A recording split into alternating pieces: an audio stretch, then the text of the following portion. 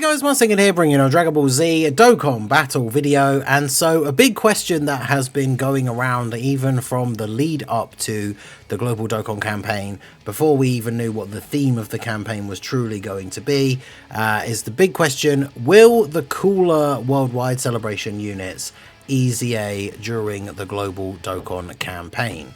Obviously, with this being advertised as an anniversary level celebration, these are the kind of things that we expect characters from the worldwide celebration, the Tanabata potentially, these other bigger celebrations or other big ticket units to get EZAs during this kind of celebration. So there's a couple of different questions to think about. Like, some people will say, like, is it too early? Because if we look back, if you think about when the worldwide celebration before the cooler one was the Goku and Frieza, right? And Goku and Frieza got their EZAs during the 10th anniversary this year. So it was only like 6 months ago that these guys got their EZAs.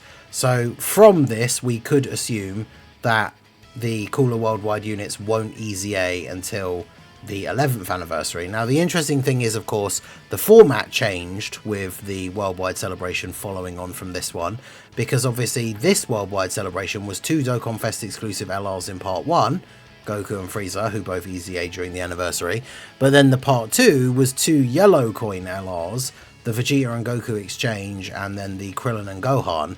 And these guys both EZA'd in October of last year as part of the AGL Scout of Vegeta celebration. So these guys were part of the 2021 worldwide celebration as well, but they EZA'd in October, so almost a year ago, like 9 months ago basically, right?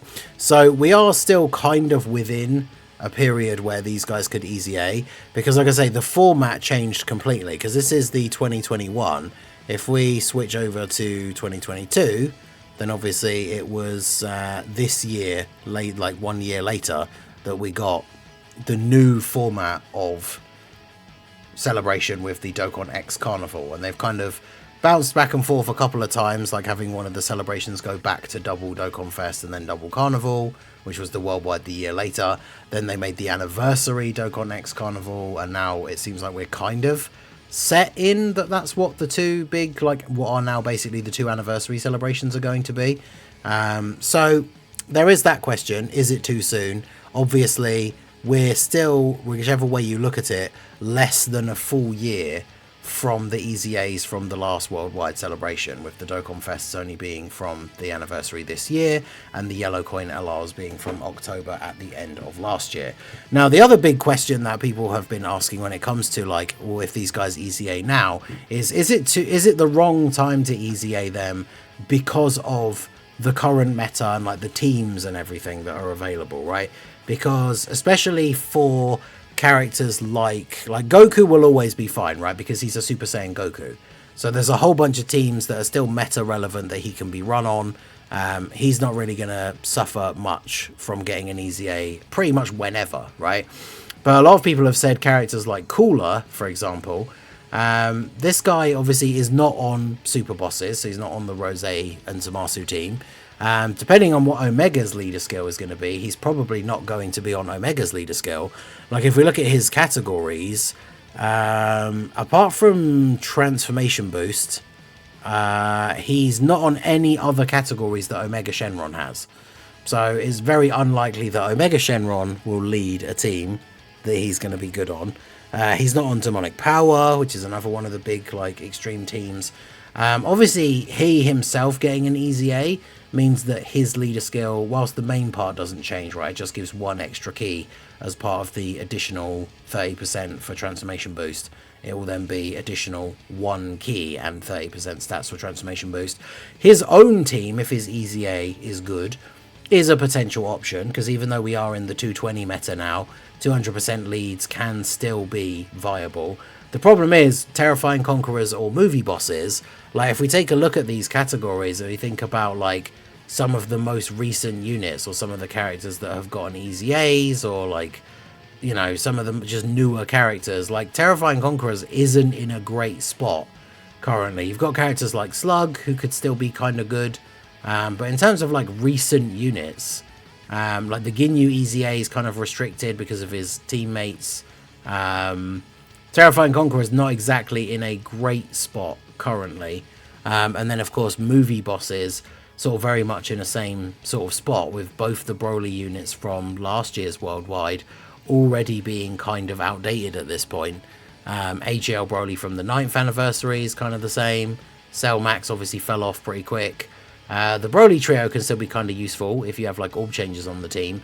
But like even physical Janemba, I guess to be fair, we're running him on a 170 lead for like the Glorio team, but even physical Janemba is kind of getting slapped around by the new Rose and Zamasu event. So movie bosses isn't really all that at the moment either. So that is a big question, because Cooler getting an EZA now, would he be viable on any of these teams, right? It'd be very interesting to see how they do, because Goku as well, especially, this is Powerful Comeback. Like, Powerful Comeback does at least have the AGL Gogeta on it. Technically, Omega is on it, so the Part 2 Omega should be on there. Anyone else that's like, I mean, we got the Blue Evolution Vegeta. LR Bardock's on there, but of course, it still doesn't have a 220% lead. Actually, no, he isn't. The TUR is, but the LR isn't. The TUR loses, like, another category as well, I think, which is weird. Oh no, this is just because the wiki doesn't get updated. The cards can't lose categories. But yeah, UI Goku's still pretty viable, but Powerful Comeback's not exactly a great team anymore either. Goku would of course be the first Carnival LR to get an EZA when he does eventually get it, because he was the first Carnival LR to ever release.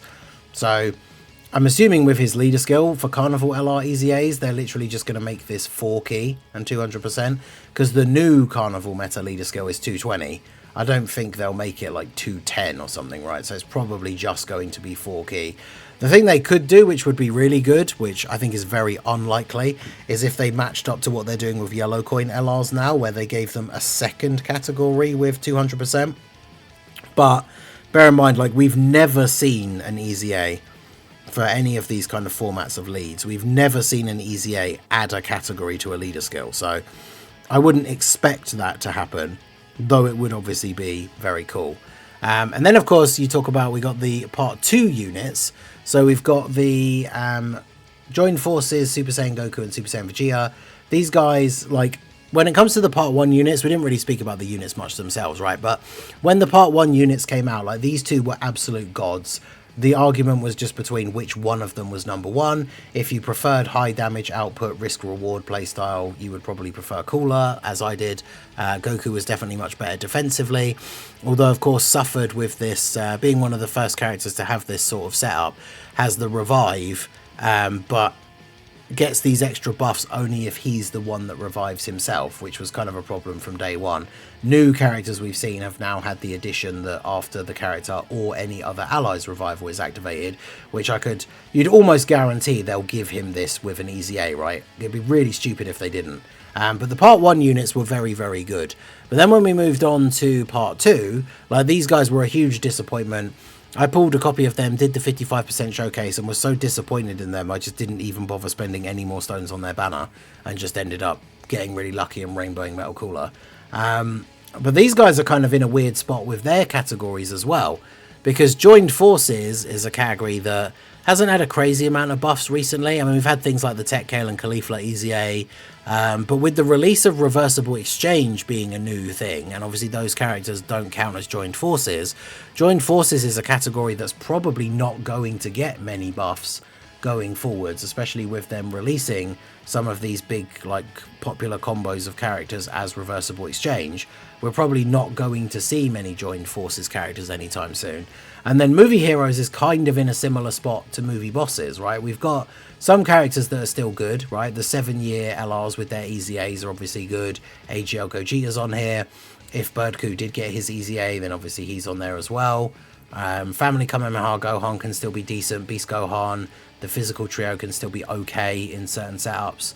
So Movie Heroes is in not as bad of a spot, I guess. AGL Pycon EZA is pretty good. So this team actually would still be pretty decent as like a Movie Heroes build. And these guys definitely need an EZA. One of the key things about these guys that could be fixed with an EZA is this terrible morale boost condition thing. right? They've got to perform 3 supers and receive 7 attacks. They get additional attacks. So the 3 attacks part is really easy. Receiving 7 or more attacks was never really that easy with them because they're not a slot 1 unit. So a lot of the time you'd only be getting hit like once or twice per turn. It would take forever. But because it's not an active skill, this can be changed with an EZA. So really they need to just lower the number of attacks that you need to receive. Even if they increased the number of attacks you need to do, but gave them more additionals in their passive, it would technically still just be as easy. But reducing this, receiving 7 or more attacks, like that's just crazy. That needs to drop to, I would say 4 at like the most, right? Because then ideally in the first 2 appearances, you should be able to get that. Well, they have a bit of extra damage reduction. They have extra damage reduction for the first couple of turns. So ideally what they should get is give them damage reduction before receiving an attack. So that's a specific slot 1 thing. And then for 3 turns from the entry turn, they have some extra damage reduction. You could increase both of these to like 25 maybe, and then give them 25 before receiving an attack. Because then if you want, in certain events, you could put them in slot 1 in the first couple of turns, and they'd have 75% damage reduction so that they can actually receive some of these hits. But even if they do that, 7 will still be a bit of a pain. So these guys definitely could be good with a future EZA. And then of course we have Metal Cooler. Metal Cooler, I always thought he was underrated on release. He's pretty cool. Obviously he has the revival. I don't think, does he even have a post-revival buff? He doesn't, does he? I think the only thing is that you can use the active skill early if you've revived. So maybe give him the good old, like when he or another ally revives, like he gets some kind of permanent buff as well. That would be quite useful. But this guy was good. They just need to give him a boost to all of these stats. Maybe give him some damage reduction or guard. The problem for him, of course, similarly to like the other categories we've talked about, is Wicked Bloodline. It being his updated leader skill. I mean, what buffs has this category even had? We've got the full power Frieza EZA from the anniversary. We've got the Frieza and Goku, who, not bad, underrated for sure. But yeah, like the newest unit, we've got the Frieza Dokkan Fest from ages ago. The free-to-play exchange Frieza and Cooler. Like, Wicked Bloodline's just not a good team. So that's the thing, is these units could be cool if they get an EZA for fitting on certain other teams, but they themselves, like their teams, are not going to be in a particularly great spot. And there's really not a huge amount of teams that they do fit on outside of, obviously the Saiyans are always going to be in that better spot, right? Because these guys are on some decent leader skills for some of the best units in the game at the moment.